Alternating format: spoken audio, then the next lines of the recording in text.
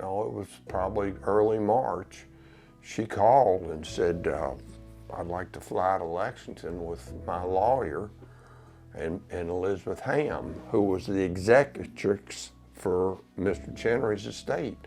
We want to talk about possibly going on and syndicating Secretariat. So our lawyer at the time was my dad's lawyer, obviously, is a man named Gail Money, and we met at the coach house. And their lawyer's name was John Fager. And I kept telling myself, Seth, don't call this man Dr. Fager, whatever you do, don't mess this up. So we had a very pleasant conversation, and we talked about how we need to do it, and there was never really any haggling about what the price was, number of shares. I wrote the details down on a cocktail napkin. And I said, this is pretty much my first rodeo. I'm not gonna sit here and tell you I know all about what I'm doing, but I'm gonna try.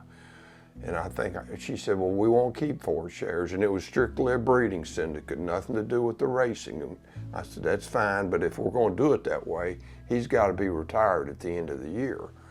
And she said, well, we'll do the 32 shares like you said we should do. We'll keep 4 and you sell 28. So I started the next morning. I came over here and I made out a list of all the people that had bought shares in the horses over the last 2 or 3 years. And I think I made 31 calls and I had 28 yeses.